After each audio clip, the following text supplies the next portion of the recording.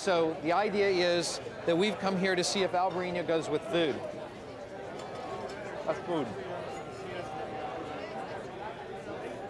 A stunning success. No, seriously, we're here because we believe that Galician tapa. Okay, fine. Tapas from Galicia. Of course, that would go with the wines of the area, but I've got dim sum over here, got Indian food over there.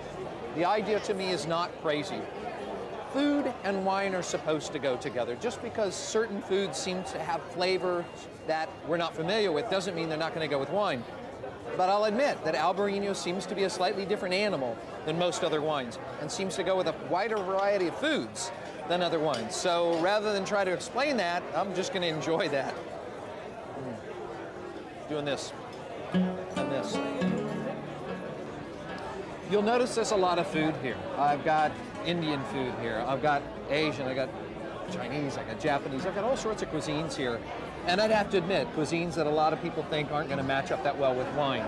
Particularly, people wonder why Albarino would be the choice here. And the answer for me would be because I like it. I mean, is that okay with you? I've got a whole bunch of Albarinos here, and I'm finding some matches. But to talk about this in a little more detail, I'm going to bring in Steve Olson, who's a friend of mine and a great food and wine thinker.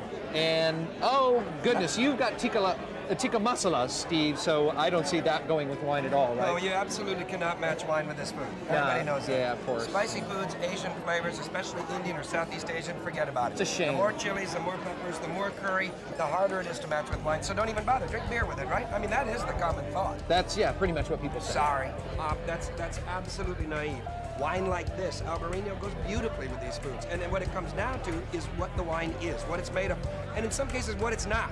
In this case, the high acid complemented by the glycerin and that perfect balance makes it work perfectly with this food. It brightens. You would expect the hot spices to kind of flatten this wine, to make it seem thinner and maybe even meaner. But because it's low alcohol, we never get that effect. Because of the glycerin, it matches texturally, and then the fruit makes it explode. So instead of lightening the wine, I've made the wines richer, which doesn't seem possible until you actually do it. It's the fruit profile we're looking for here. The tropical fruits, the aromatics, the stone fruits, the peaches, the apricots. That's what makes this match up. The only types of Chardonnays you could put with this would be the New World styles with no oak at all in stainless, or an Old World style like a Chablis. But even still, they require a little higher alcohol to get the ripeness we like, to give them the fruits that they need. And with the higher alcohol, then they start combating with the spices. Here, the highest alcohol of any of the Albarinos we've tasted today is just under 13%. Right. Yeah. So, I mean, that's mild, and many of them are as low as 12, 12.2. Forget about that. I got dumplings, and I thought they were going to be mellow. I thought they were going to be just kind of bland. They had all kinds of chilies and spices in them, and I was burning. So I drank Albarino. Made them taste delicious. It's all good. Okay, good. I'm gonna do that. Time to eat. Let's go. Let's eat. Okay.